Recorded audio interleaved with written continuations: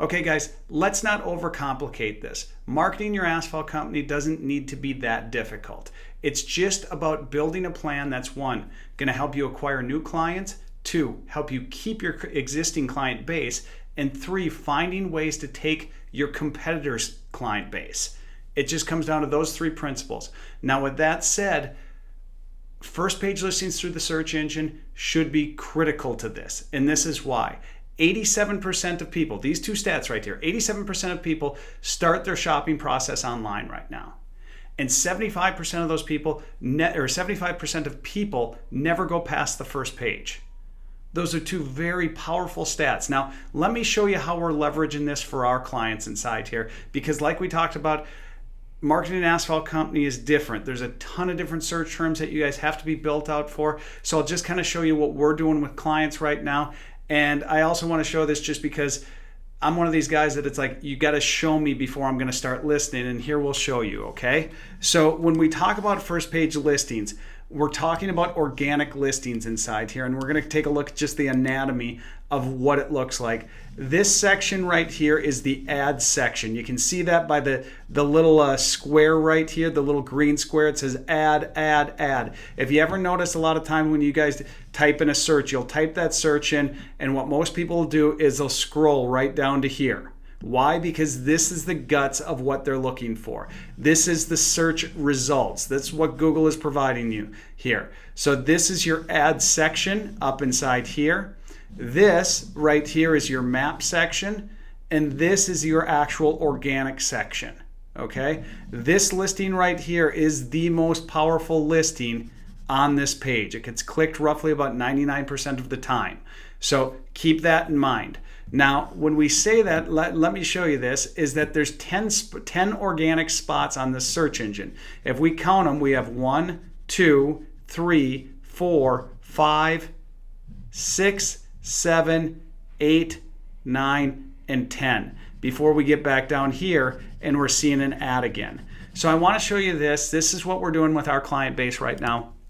And we look at this. What we're doing is we're building out for tons of different terms, variations of all of these different terms inside these geographic areas inside here.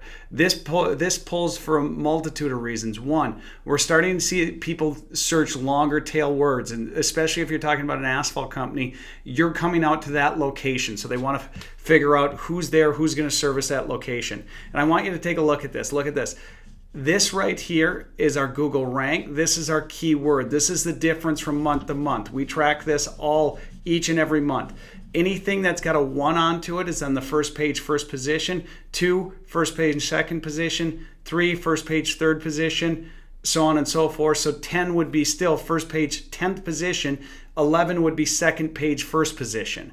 So that's what makes sense here. But if you take a look at this, look at all these page 1 positions inside here. And these aren't like, bad terms. These are terms that are generating a ton of business for these guys. Look at this. As far as top 5 positions on the first page, these guys have what? Just missed the cutoff there. 420 of them.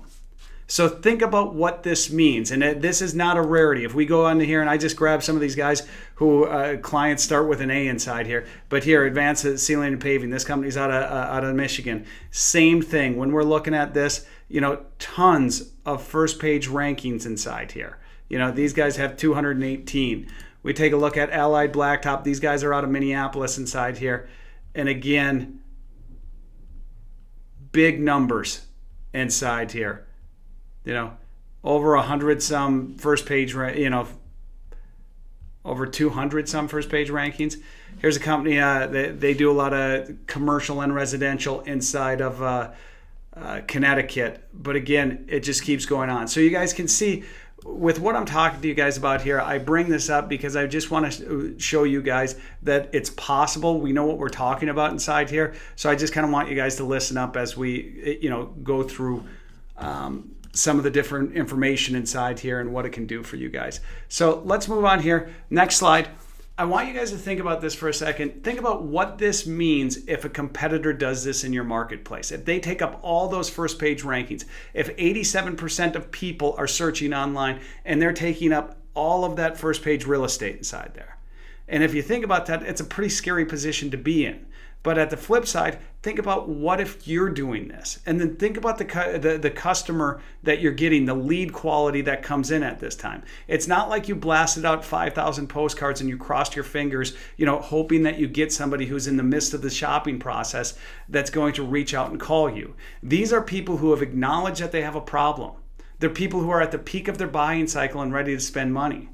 They're motivated because they went out and they did the search on their own. It wasn't an interruption in which got them to triggered into the shopping process. They went out and did it on their own.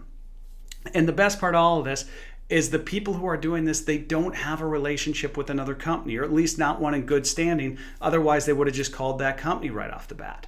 So this is the ideal client. This is the ideal prospect, I guess I should say, not client. This is somebody that you guys want to capture. That's why that first page search engine result is so important and something that you guys should be striving for as far as your marketing plans go.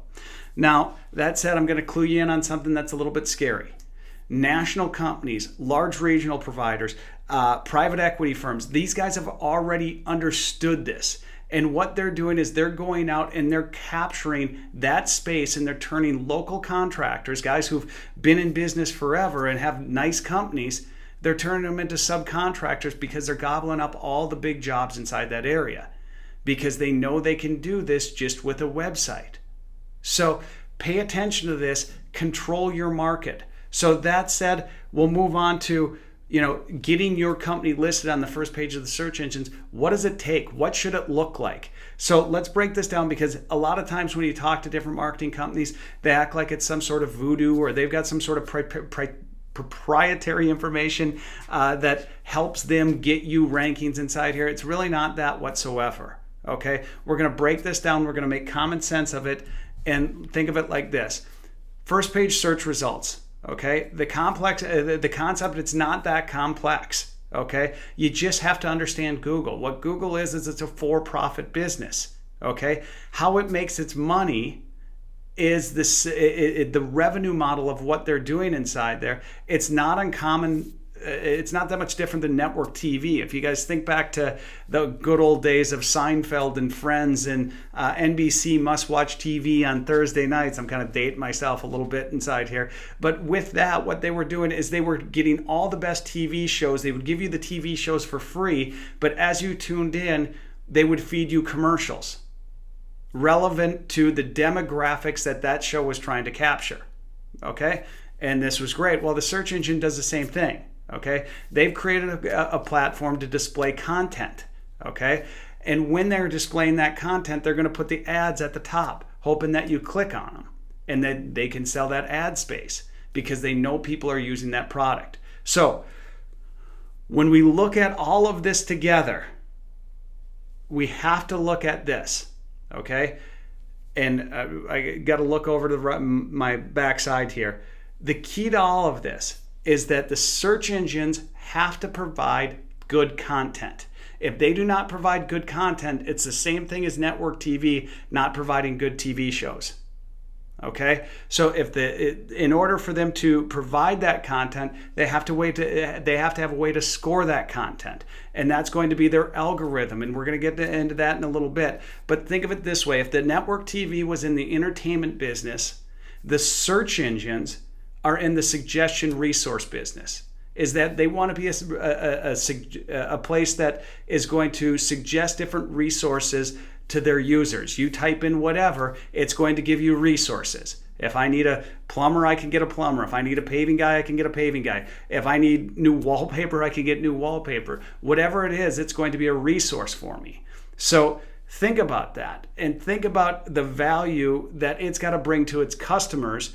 And once we understand that, now we understand a little bit more of kind of going, okay, I'm seeing how the game is played a little bit, but where does it go from there? And that's where we get into the algorithm. And you got to think of the algorithm, and I know that's a big word. Sometimes it's scary to people, but it's just a real easy way of saying they've got a ranking system. And if we think about ourselves, we all have a ranking system, okay? And it depends on what the information that's being asked and brought in, we're going to have a different ranking system for it. And think about your own criteria for it. You might bring something up. Oh, well, this person's a good, but like use, if they said, who should I use for a plumber? Well, use Larry. Why should I use Larry? Well, I go to church with Larry. Larry seems to be a good guy, somebody else, who should I use? Oh, you should use Dave. Why should I use Dave? Well, I've known Dave for 20 years and he's nothing but a stand-up guy. Okay, we go on to the next person. Who should I use? Well, you should use Brian. Why should I use Brian? Oh, he did work for me in the past. He's done work for all my neighbors. He's excellent. So we've all got this idea as to who's going to match that criterion and why they're the best fit for the person's problem or what their need is. As far as Google and how they're scoring things, it comes down to 3 different areas. Okay, relevancy, trust, and authority. Those 3 items. If we understand that, we now can really kind of start operating and positioning our site to get into those positions, to climb higher than our competitors and get those first page rankings. So let's break that all down, what relevancy, trust, and authority means. Okay, so we move on to this page here. Relevancy. Is the site have information on it that's relevant to the search that was conducted?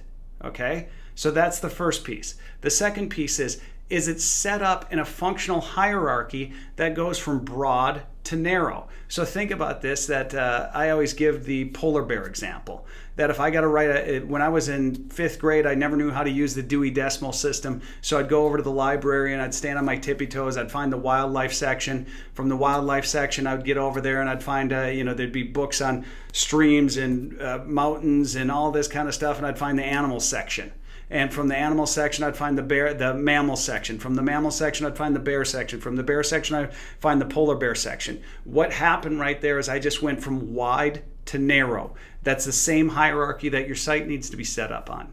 In addition to that, and let me expand on that before I move on to it, is that tends to be the way that we operate and we process information, is from wide to narrow. So because of that and how we use information, the search engine's trying to match it. And if your site is set up like that, it's going to reward it and put it higher up into the search engines. The next part is the coding of the site clean, concise, readability for the search engines. So think about this, is that when you have your website built out, there's a lot of people who go out there and they get these Wix sites or these Squarespace sites where they're drag and drop and you're creating them. If you take a look at the code inside there, the code is really messy and it's very difficult for the search engine to read it. So yeah, you got yourself a great deal on the website, but you're not going to get any kind of rankings inside there. Well, and that's at this day and age. But things could be changing inside the future, but as it stands at today, that's what we're seeing, is that a lot of times code could be messy just due to either messy developers. They could be these plug and play websites. There could be a lot of reasons why that code is messy, but the messier that code is, the search engine can't crawl it, read it, and give it relevancy to that search that's going to be there. So that's your relevancy piece. Your trust piece. Your trust piece aligns on what's called your name, address, phone number. Sometimes it's referred to as a NAP, as an acronym inside there. Name, address, phone number, link back to a URL. Okay, this is the way that they feel that they can trust a website, is that if all of it is matching all throughout, they're going to award trust to your website. And think about how you kind of look at it and you go, well, that doesn't sound, why? And we have to think about this because it does actually kind of make a little bit of sense. If you keep changing your telephone number, why would a business keep changing its telephone number? Probably to run away from its customer base. They rip some people off and they don't want to be found, so they're changing their telephone number. Okay, makes sense. Why would they change their name? Well, they changed their name because they declared bankruptcy. They've done a lot of other things. They're running away from work that they've done in the past. Again, credible businesses do not want to change their telephone number nor their name. They really want those ex-customers to find them, do business with them again, refer them to people. And when you're changing your name and your telephone number, that's just not going to happen. Changing your address, that's probably the least of the 3 that they're really worried about. But all these are linked back to a URL. Okay, so now if we think about where could this go wrong, if we aren't one of these people who are trying to get away from people, but where could we misstep in this position? Well, call tracking numbers. If people are trying to take a look at their different marketing pieces and try to figure out what's coming in from what different medium inside there, they could add call tracking numbers inside there. They could have had an area code split. We're seeing a lot of growth in different areas. And for example, like in Minneapolis 20 years ago, everything was a 612. They've since moved to a 952, a 763, and a 651. So there could be information out there as far as an area code split. So that kind of covers your telephone number inconsistencies. As we move on from your telephone number and we get into your name inconsistencies, there's all sorts of different variations. Sometimes different outlets have you listed with an Inc. behind it or an LLC behind it. Sometimes there's just short abbreviated names that get thrown up out there. So your name variations could take place out there. Address variations, whether you're moving, you're downsizing, upsizing, whatever goes on inside there. Multiple locations. If you have a company that's got multiple locations and they're all hid underneath one website, instead of being built out in subdomain or folders, you're going to get some problems as well. So there's a lot of different missteps inside there that we could come down into. And then the last piece is just your authority, and your authority is met by your backlinks inside here. And your backlinks, that is, if you notice, if you're ever on a website, you got a little letters that light up and you can click it and it takes you over to a different website. That's a backlink. They give authority inside that because the whole principle behind it is that if there's a backlink to your site from somebody else's site, they're realizing, or they're stating that the information on your site is so valuable that it's moving people off their own site. So that's one of the reasons why they think backlinks are so important, or a measure of authority inside here. And when we look at backlinks, what we have to understand is that, one, backlinks can be difficult to, good backlinks are difficult to create. It's real easy to get some junky ones, but it's hard to get good ones. And when we look at a backlink, not all backlinks are created equal, okay? In your industry, a backlink from a strong pavement source or a city source is going to be a heck of a lot stronger than a backlink from India about little kids' bracelets, because it's relevant to your industry, it's relevant to the topic, it's relevant to the information that you have going on to your site.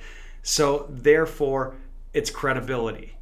So that kind of describes backlinks. I know I'm just kind of glossing over it, but the reality of all of this is that your relevancy, trust, and authority, it's not like you need to hit a specific number. What you have to be is you have to be better than your competition. That's what it all comes down to, is being the best inside your local market. So what I want to do is I want to extend this offer to you guys. I know you guys have been patient with me and taking a look at this, is that it's free. There's no cost to it. What we want to do is just take a look at your situation, take a look at your competitors, find ways that in which you can beat your competitors. So what we're going to do is just do an audit for you guys. It's a free competitive audit. It's going to break down your website, what's going on with it, areas in which it can improve. It's going to break down your different competitors, showing where are they getting their backlinks, how are they setting up their hierarchy. It's going to break down all of this stuff so you'll exactly know how to beat them. So all you've got to do is just click the audit button and it'll take you to a page. Just fill out a little bit of information and we can get that started for you. Or if you're looking for somebody to take care of this, we'd be more than happy to do it for you guys. Just fill out the box with your information as far as request.